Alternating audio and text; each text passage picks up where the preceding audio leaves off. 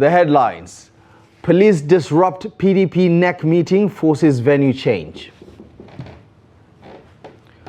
Court grants bail to Senator Natasha in federal government cybercrime case.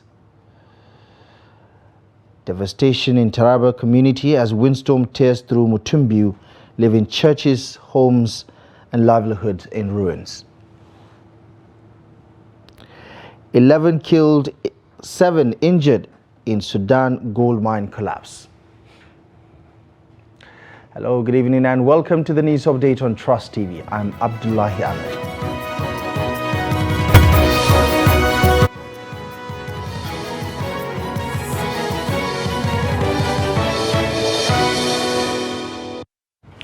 Thank you very much for joining us. A chieftain of the People's Democratic Party PDP, Bode George, has expressed outrage over the police occupation of the party's national secretariat in Abuja, which halted the scheduled NEC and Board of Trustee meetings slated for Monday. Speaking to reporters shortly after, he and other National Working Committee members were denied entry into the Wadata Plaza. Bode George warned the federal government against pushing the country towards a political crisis. He asserted that the NEC meeting would still hold as planned, but did not disclose an alternative venue. Trust TV had earlier reported that heavily armed policemen took over the PDP secretariat on Monday morning, blocking access to party officials, including members of the Board of Trustees, amid escalating tensions within the party.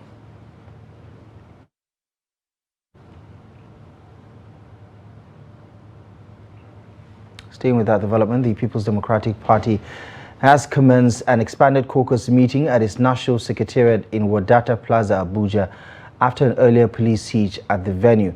The expanded caucus meeting follows a closed-door meeting by the governors elected on the platform of the party at the Bauchi State Governors Lodge in Asokoro, Abuja. The meeting had in attendance Governor Bala Mohammed of Bauchi State, Governor Sheyi Makinde of Oyo State, Governor Due of Bayelsa State, as well as former Senate President Bukola Saraki. Speaking to journalists, Governor Mohammed, who also chairs the PDP Governors Forum, addressed the earlier police presence at the PDP Secretariat.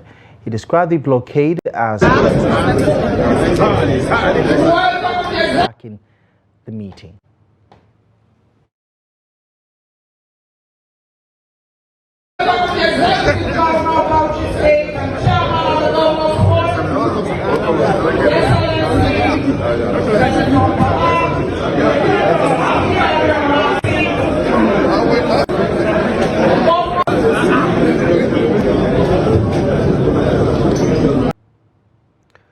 In other political news, the acting national chairman of the All Progressives Congress, Ali Bukar Daluri, has vowed to lead the ruling party with transparency, inclusiveness and a commitment to unity. Speaking in Abuja on Monday after taking over leadership duties, Daluri thanked members of the National Working Committee for their support and urged them to work as partners in preserving the party's stability and vision. He also charged NEC members to focus on the broader objective of delivering good governance, strengthening democratic values within the APC, and positioning the party for future electoral success. Daluri emphasized the need to begin early preparations for the 2027 general elections, starting with revamping party structures, reconnecting with grassroots, and energizing internal mechanisms at all levels. Meanwhile, the party has scheduled its next National Executive Committee meeting for July 24th, 2025, according to Deputy National Secretary Festus Fuanta, who disclosed this after an emergency National Working Committee session at the National Secretariat of the APC.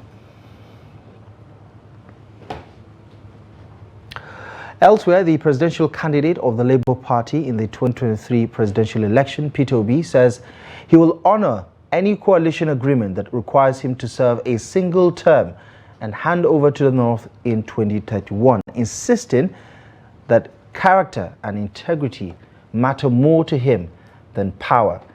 Speaking during a highly attended X-Space session, which drew over 10,000 live participants and nearly 3,000 comments, Obi tackled key national issues ranging from coalition dynamics to the president's recent trip.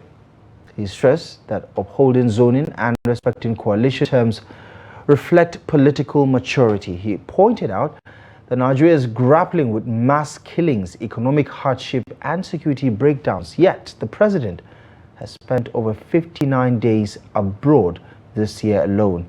Responding to claims about a possible joint ticket with former Vice President Atiku Abubakar in 2027, Peter Obi firmly denies any negotiations on candidacy and stressed that the coalition's real goal, which is fixing Nigeria, must continue. He also dismissed the notion that his supporters were opposed to the merger. Workers at the Federal Capital Territory Authority Secretariat in Abuja have launched a 3-day protest from June 30th to July 2nd under the Joint Union Action Committee of the Federal Capital Territory Administration. The protest is directed at FCT Minister Nyesom Wike over alleged neglect of workers' welfare, including non-promotion of staff since 2023, unresolved salary issues, unpaid entitlements, and illegal deductions. This action comes amid months of industrial unrest across the FCT, with strikes paralyzing public schools, health centers, and area council offices. The Nigeria Labour Congress and its affiliates have threatened to escalate the protest and shut down Abuja after July 3rd if the authorities fail to address the workers' demands. I want to know whether staff go to work. And they stand here to tell you go work, that weekend is confronting work because of the kickback tickets. He is now planning to go and integrate after immigration into H's so that we will grab all the bats and gardens and distribute to his grannies and to his family. We will never stand it. The welfare of the upper 27,000, 30,000 staff. It doesn't happen in the no overhead. For the departments like the SDAs, nothing. So, no training, no promotion, no welfare. The salaries are not paid, and when they pay, they are paid so late, it will spill over to the next month before we take our salary. How much is the salary? Peanut. All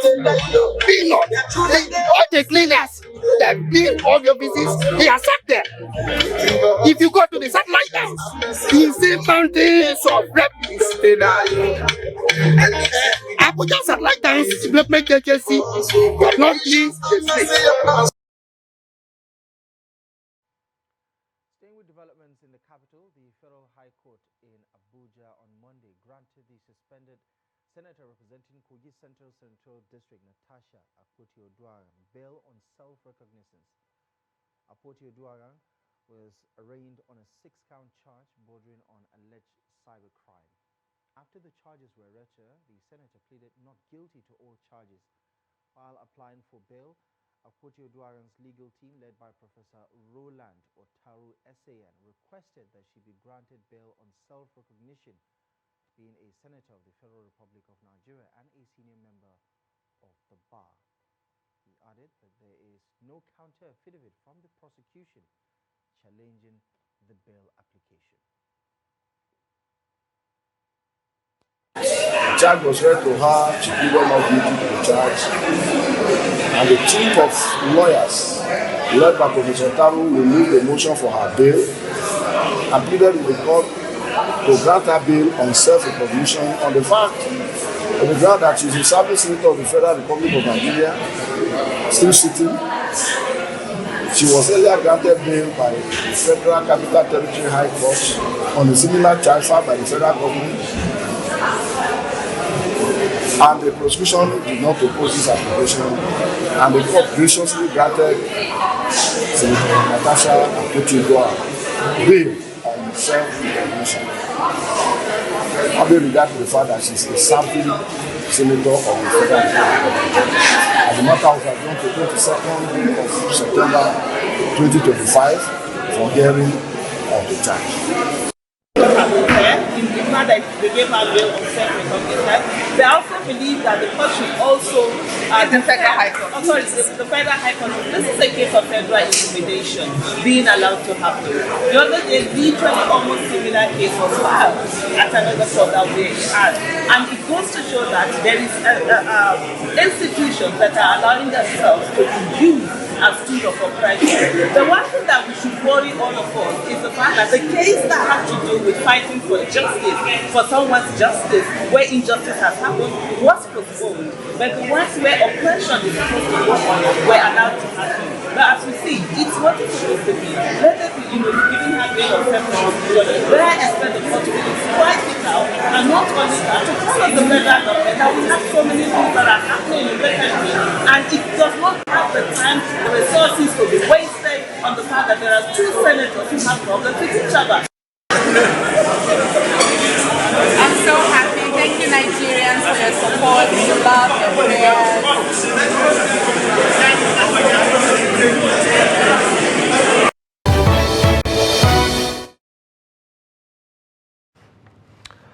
Welcome back to the news, and apologies for that unintended intermission.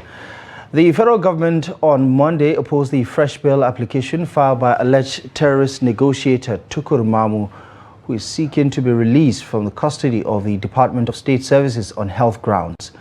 Mamu, the alleged negotiator in the Abuja-Kaduna train kidnapping case, in an application for bail filed through his legal team, led by Johnson Usman, has asked the court to order his release to enable him receive proper medical treatment. Mamu is facing a 10-count terrorism charge. He was arrested on September 6, 2022 in Cairo, Egypt, en route to Saudi Arabia for Lesser Hajj. He was subsequently repatriated to Nigeria and detained by the DSS, which secured a detention order against him. The DSS alleged that Mamu, the publisher of Desert Herald, used journalism as a cover for his activities. The DSS said he was intercepted while on his way to meet with top terrorist commanders.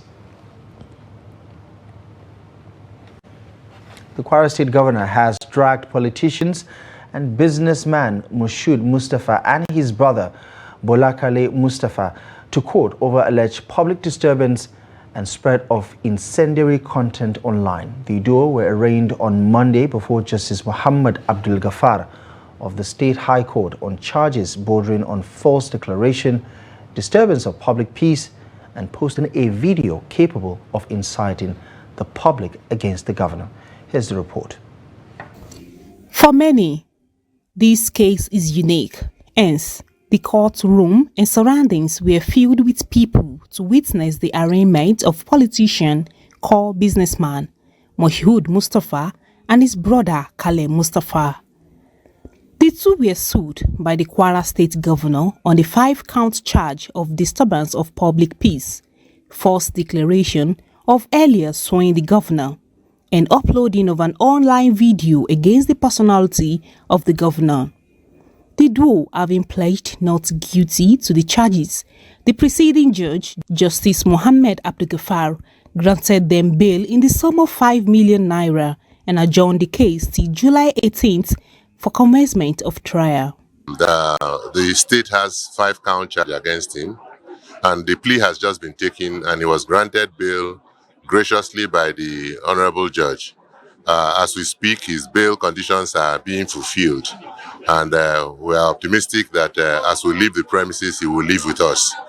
Ordinarily, it's a bailable offense, and we indicated to the court that we're ready to go on with the trial immediately, but the prosecution wanted a date, probably to get their acts together. So we'll come back on the 18th to commence the trial. Allegedly publishing video content likely to cause a breach of the peace for being offensive and abusive to the person of the governor. It's a mere allegation. We came prepared even for trial today, but unfortunately the prosecution was not even ready. And then we had to apply for his bail, and then the court granted it on liberal terms and conditions. So, and then because the prosecution was not ready, we have taken the 18th of this July, which is about 19 days from now, for trial, and we will come prepared by the grace of God. with the second defendant being a member of the All Progressives Congress before a fallout with the governor. The public is waiting to know how the case will end for both parties who share a common political platform. And staying with developments in Kwara, residents of Lafiagi in Edo local government area of the state have staged a massive protest on Monday over escalating insecurity, including killings, kidnappings and terror attacks plaguing their communities. The demonstrators, mostly angry youths, took to the streets chanting solidarity songs and brandishing placards accusing government of inaction in the face of rising violence. The outrage boiled over as protesters set fire to the National Drug Law Enforcement Agency office in Lafiagi and vandalized the palace of the emir, smashing windows and damaging sections of the building. Sources say the protest was sparked by accumulated anger over the failure of local and state authorities to curb repeated attacks and restore law and order. The Nigeria Civil Aviation Authority has grounded a Rano airplane after a mid-air engine failure and fire scare. The aviation regulator noted that the Kano-Sokoto-bound flight operated by airline made an air return following the incident on Sunday. The fire scare was noticed on the flight deck and created panic among passengers on board. The NCAA spokesperson, Michael Achimugu, says the pilot of the airplane reported the incident to air traffic controllers and necessary steps were taken for successful emergency landing. Wow! Allah da ya musu arziki gashi ne ya sauka lafiya. Wannan shine jirgin Rano da ya emergency landing wanda ya kama da wuta sama. Allah da ya tsari gaba. Shinu ko ina fire sun ba da cover. Ko ina sun ba da cover.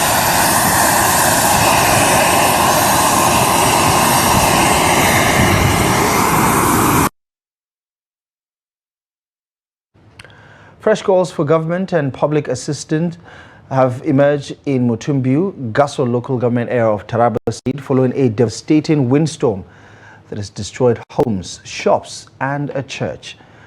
The disaster left many residents displaced, counting their losses, prompting community leaders and victims to appeal to authorities and well-meaning Nigerians to come to their aid and give them some support. Here's the report. Residents of Mutumbiu, including members of an affected church, have appealed for financial support to help rebuild structures that were destroyed by a heavy windstorm that wreaked havoc in the area. Pastor Moses Isua, whose church, United Methodist Church in Mutumbiu, collapsed during a Sunday service, made the call alongside other victims whose houses and shops were damaged. He noted that the collapse of the church building 2 weeks ago has led to a decline in attendance, as many members have yet to recover from the trauma. However, he urged them to consider the incident as an act of God. He expressed gratitude that no lives were lost and described the survival of the worshippers as divine intervention, praying for the quick recovery of those injured. This situation, some of my members now, they were so down in their faith as to come so that we should unite together. Since yesterday that we come and clean this place and tear all the roof that is the others that is in the other side. So some of them were so down. Pastor Isua also appreciated members of the neighboring Muslim community for their swift response in rescuing those trapped in the collapsed church. He appealed to the government and individuals to come to their aid by supporting the rebuilding of the church and other affected areas in the town. I'm pleading and I'm also called upon the government that let government assist us in this situation.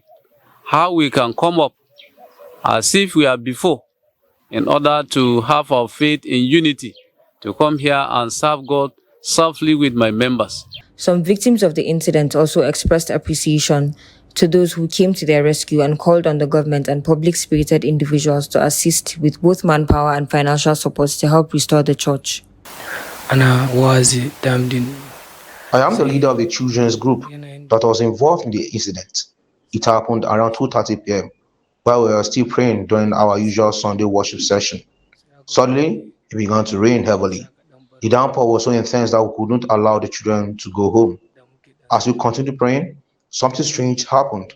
First, there was a loud thunderclap, immediately followed by a powerful flash of light.